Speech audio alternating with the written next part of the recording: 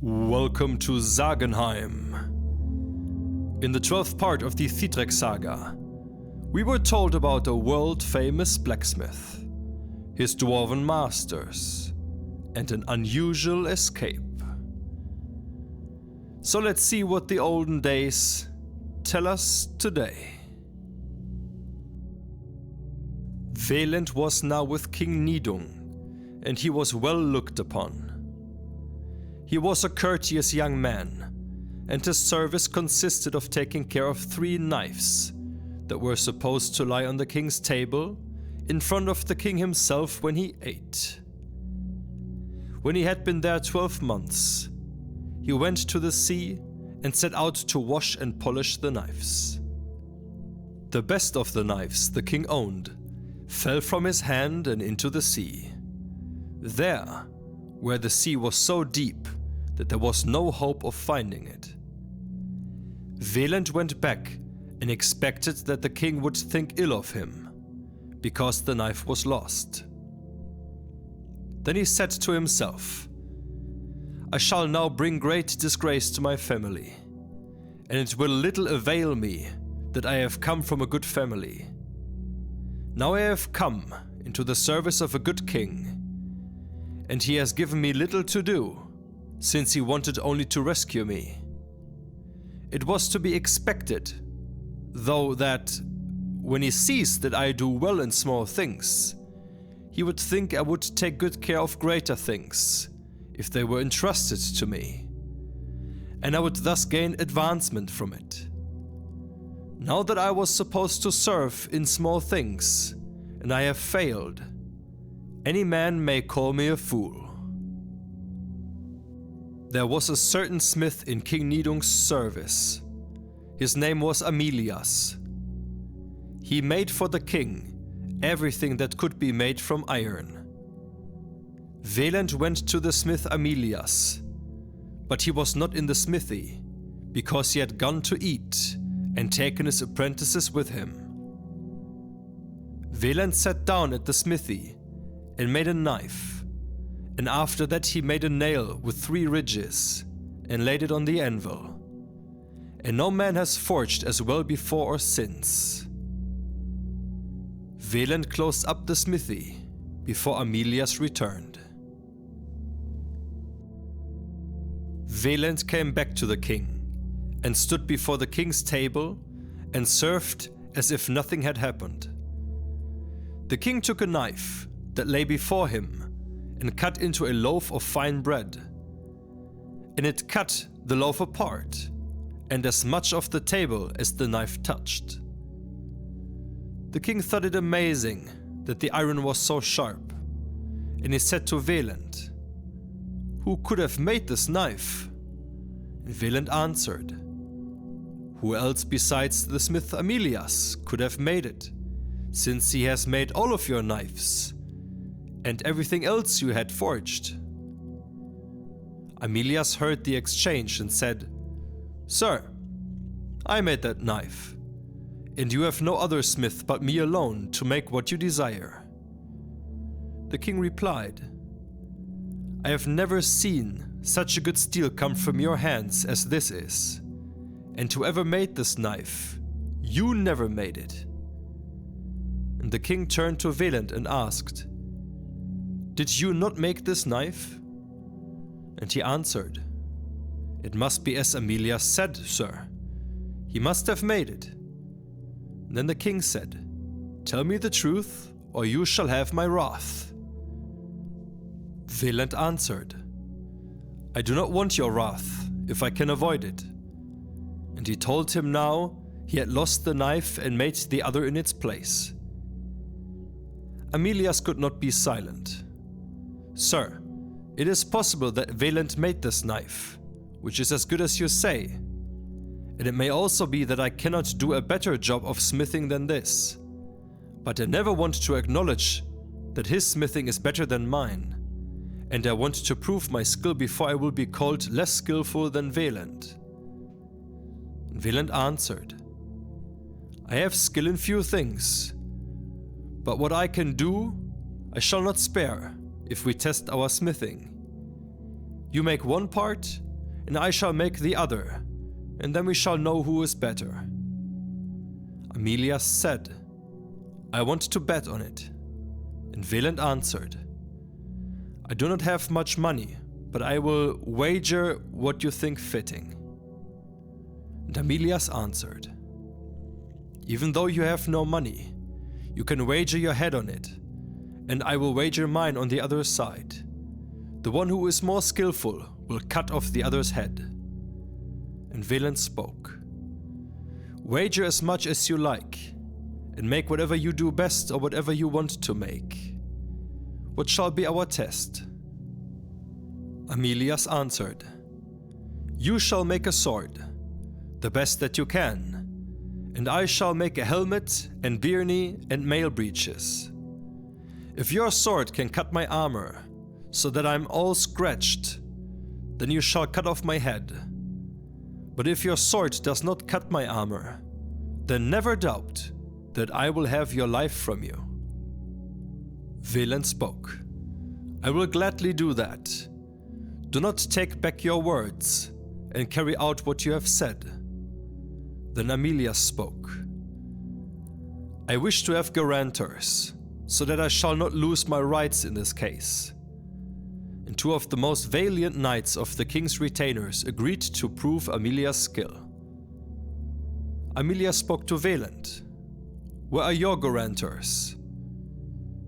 Velent spoke, "I do not know who will guarantee for me. I do not know what I can do, since I am an unknown to everyone in this country." And the king himself spoke, "He has made everything well that he has forged." And it occurred to him how the tree trunk had been made, and how well carved it had been, and what artifice had been used. And he said that rather than let him have no guarantor, he himself would guarantee for him. And this was sealed with a handshake, that King Nidung would guarantee for Velent, and 2 knights for Amilias. And that same day, Amilias went to his smithy with all of his apprentices, prepared his work, and continued for 12 months. But Velent served the king every day at table, and gave the impression that he noticed nothing. And in this fashion, the year passed. One day the king asked how Velent intended to win his bet, or when he wanted to prepare to work. And Velent said, "Sir, whatever you decide I shall do, but I would like it if you would have a smithy house prepared where I can work." And it was done as he asked. And when the smithy was built, Velent went to where he had hidden his tools and his money. The tree trunk had been broken open, and all of his tools and money were gone. This seemed very bad to him, and he remembered that someone had watched while he buried his tools, and Velent knew that that man had taken them, but he did not know his name.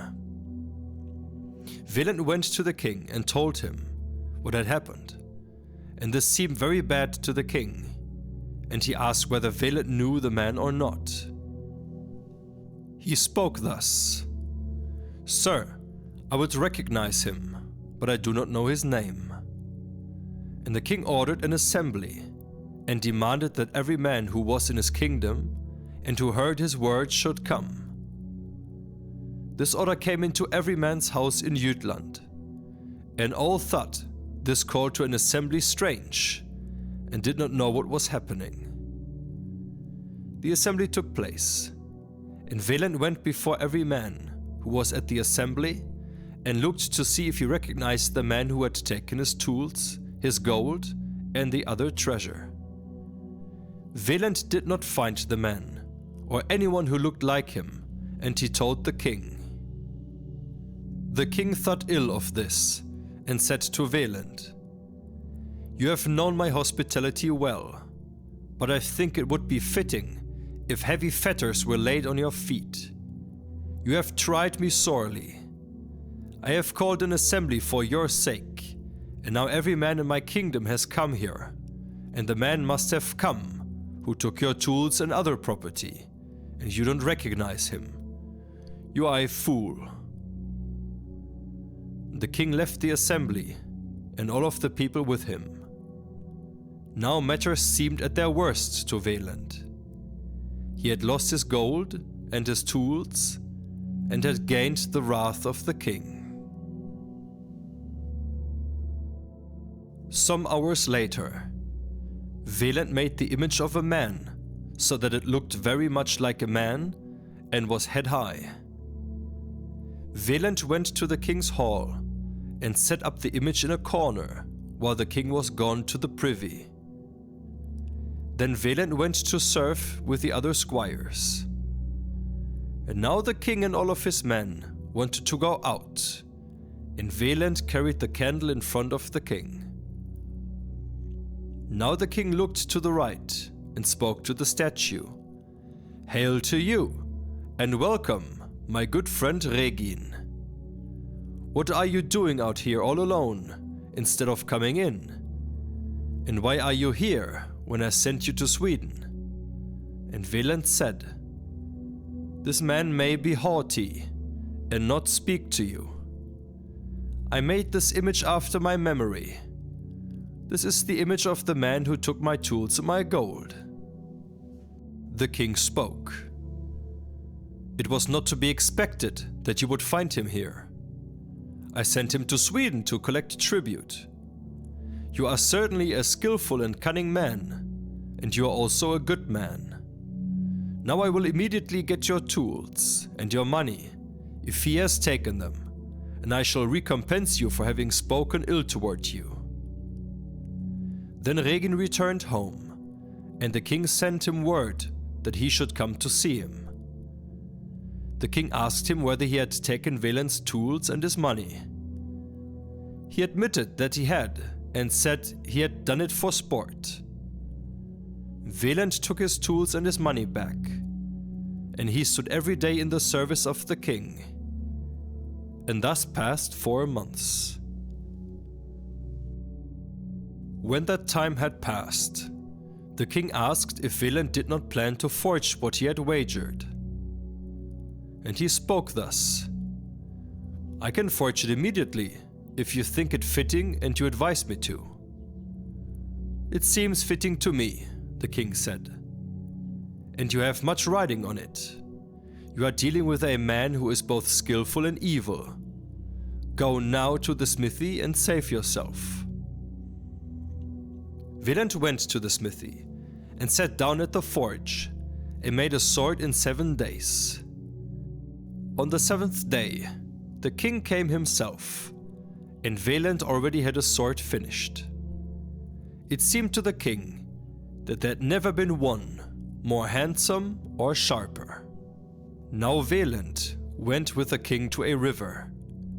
Velent took a piece of felt, a foot across, cast it into the river, and let the current carry it along. He put the sword's blade into the water, so that the felt was driven against the blade, and the blade cut the felt in two. The king spoke. "This is a good sword," and he wanted to carry it himself. Velent spoke. "This is not a very good sword. It shall be much better before I turn it loose." And the king returned to his hall and was cheerful. Velent returned to the smithy and took a file and filed down the sword to dust. Then he took the fillings and mixed them with meal. He took a domestic fowl and starved it for 3 days. Then he took the meal and gave it to the bird to eat. Then he took the bird's droppings, put it in the forge, and boiled away from the iron everything that was weak. He then made a sword of it, and it was smaller than the earlier one. When the sword was finished, the king came to Velent and immediately saw it. He wanted to take it away himself, and he said that a finer treasure had neither been captured nor found. Then Velent spoke. "Sir, this is a good sword, but it shall be even better." They went again to the river. Velent cast some felt before the sword. It was 2 feet thick, and this sword cut it apart like the last one. And the king said that there could not be a better sword, however one might try to find one. And Velent said that he would make one better by a half. This pleased the king, and he went home to his hall and was very happy. Velent returned to the smithy and filed the sword down, and did as he had done before. When 3 weeks had passed, Velent had made a sword, brightly polished, marked with gold, and possessing a beautiful hilt boss. And now the king came to Velent and saw the sword, and it seemed to him that he had never seen a better or sharper sword than this one. It was a fittingly big sword, and the swords he had made before were already more than merely suitable. Now they went to the river, and Velent had in his hands a piece of felt, 3 feet thick and equally long. He cast it into the river, and held the sword still in the water. The felt was driven against the blade of the sword, and it split the felt just as smoothly as it split the water. And King Nidung spoke. "Even though the whole world might try, no sword this good could be found, and I shall have that sword at the time when I fight with my enemies." Velent replied, "This sword was made for no other man than you, sir. If there is any gain in it, I shall first prepare a strap and a scabbard for it, and then I shall present it to you." And the king wished it so. And then he went home to his hall and was happy. Velent went to his smithy, sat down at the forge, and made a second sword, so much like the first that no man could tell one from the other. Velent hid the good sword under the bellows and spoke thus: "Lie there now, Mimung. Who knows whether you will be needed before things end?" And since now you know the name of this famous sword, we are coming to the end of part 13 of the Thidrekssaga. In the next episode, we will hear about the winning of this bet, of great fame, and a bloody revenge. So thanks for tuning in, and see you again next time, back here at Sagenheim.